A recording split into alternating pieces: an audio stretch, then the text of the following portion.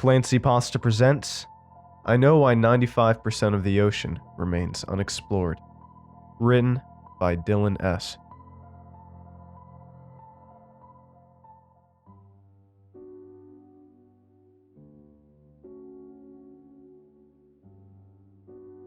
For as long as I can remember, my father would take me out on his sailboat.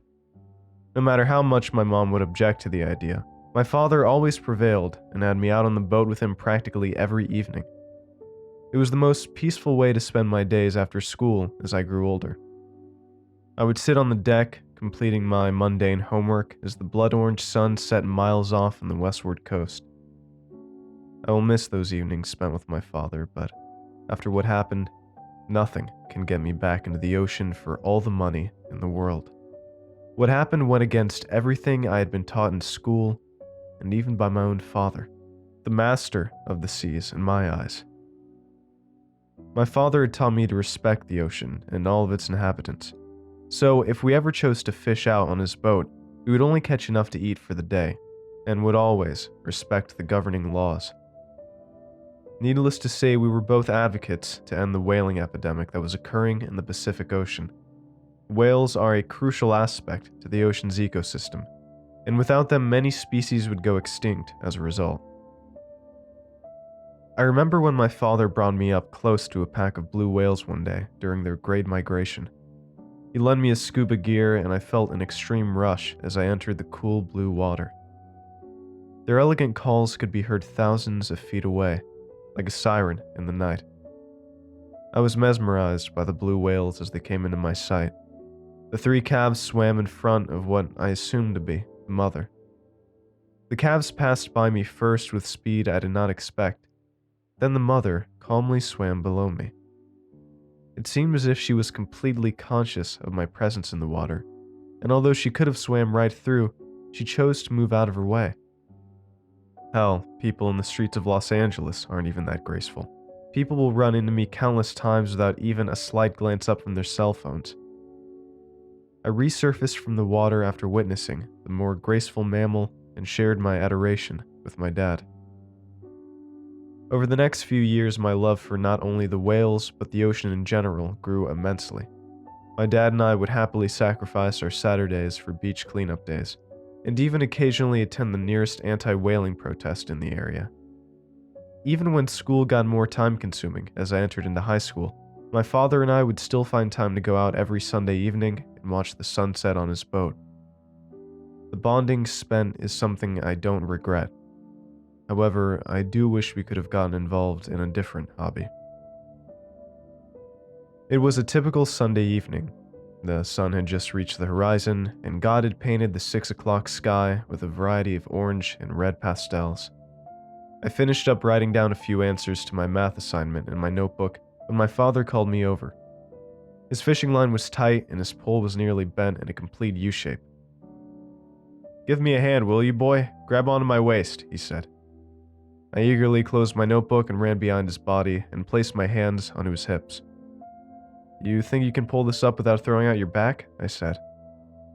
He breathed heavily as his hands pulled him forward, causing his back to arch. "That's what I got you here for, jackass," he said back to me. This was the tongue-in-cheek way we had recently started talking to each other once I had entered into the manhood that was high school. "I see it coming up. That's a huge catch, Dad. Let me get the knife." As I let go of his hips, he shuffled forward a few steps before catching his balance. I eagerly opened the tackle box and grabbed out the first knife I could find to cut the line. "Oh, Jesus Christ," he exclaimed. He reluctantly turned inward to show me what he had caught. His hook was in the center of a dolphin's blowhole. A chunk of flesh about the size of my own chest surrounded the hook. I dropped the knife in horror. "You think a shark did that?" I questioned rhetorically. We both knew that sharks aren't fast enough to catch dolphins, and the bite marks weren't jagged like it would be from a shark's bite. Instead, the flesh was cut off by pure blunt force. "This has to be the work of some poachers," my father said with a disappointed tone.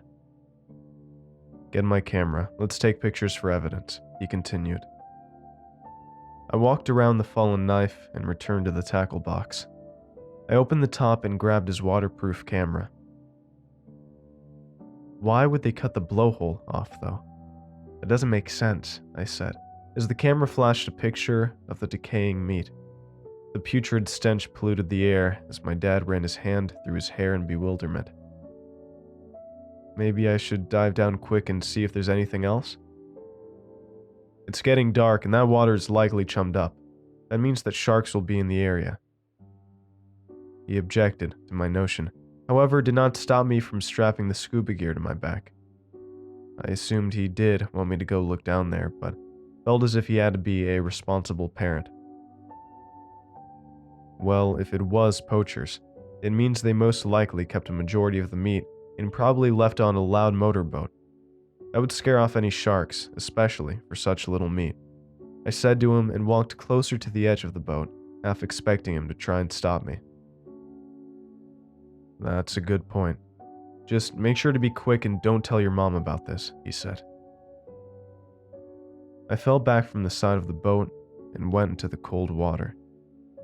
The little light from the sunlight could barely penetrate a few feet below the ocean's surface, and I was soon surrounded in darkness.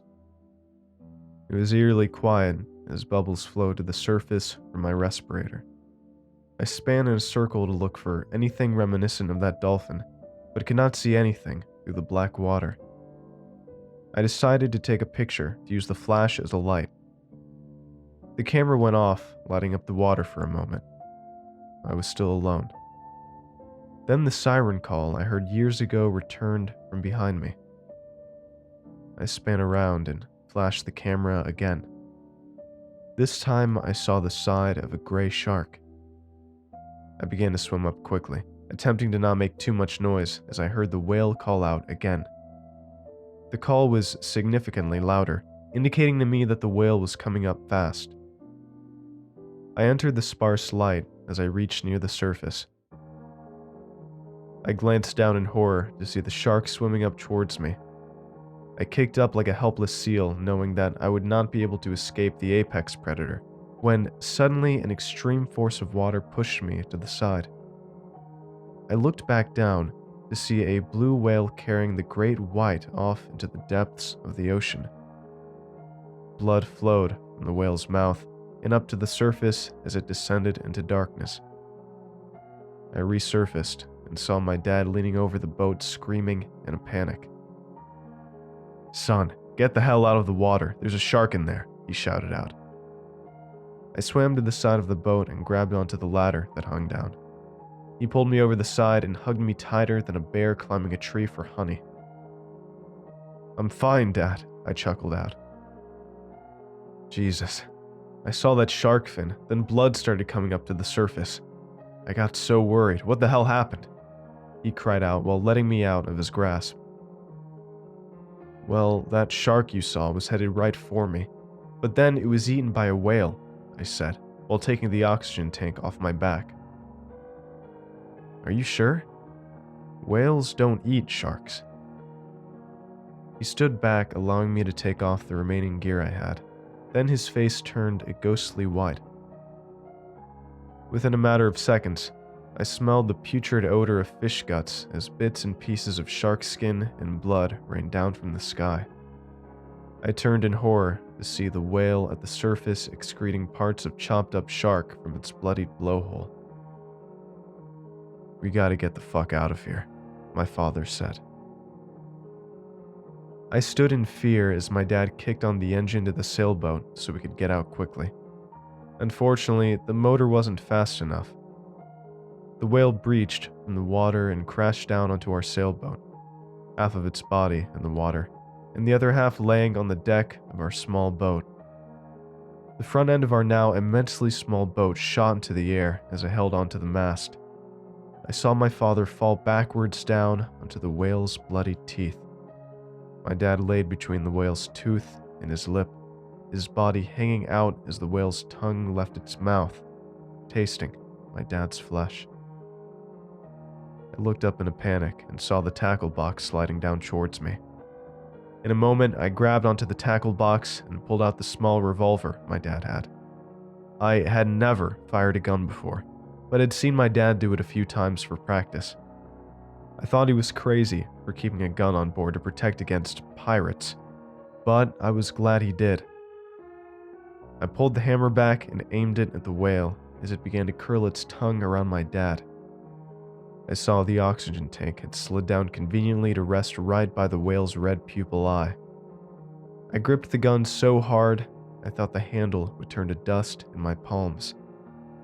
I aimed carefully at the yellow tank and pulled the trigger. The tank exploded, ripping off large chunks of the whale's face, but not before it took a bite out of my dad's legs.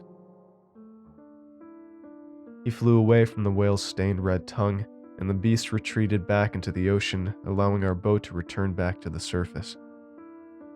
The boat was critically damaged, needless to say, but luckily my dad made it out alive.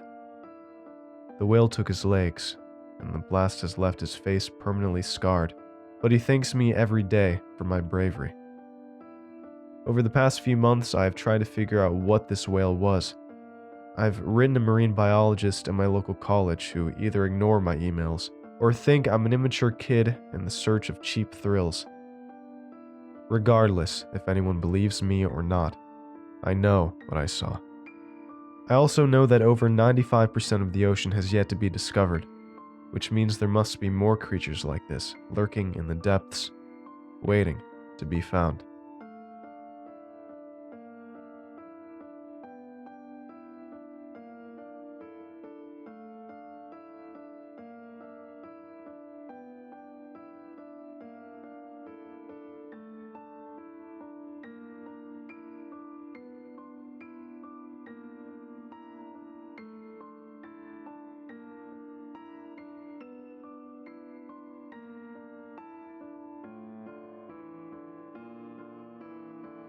Thanks for watching, and I hope you enjoyed today's video. I want to give a huge thanks to all of my supporters over at Patreon and YouTube memberships. Your support makes these narrations possible, and I appreciate it a ton. If you'd like to join these lovely ghouls, you can head on over to my Patreon at patreon.com/ClancyPasta, or click the join button below to become a member. And if you'd like creepy cool shirts, make sure to head on over and check out my official merch store for some awesome tees, hoodies, stickers, and more. Alright. Thank you all for watching, and I hope you have a great night. Cheers.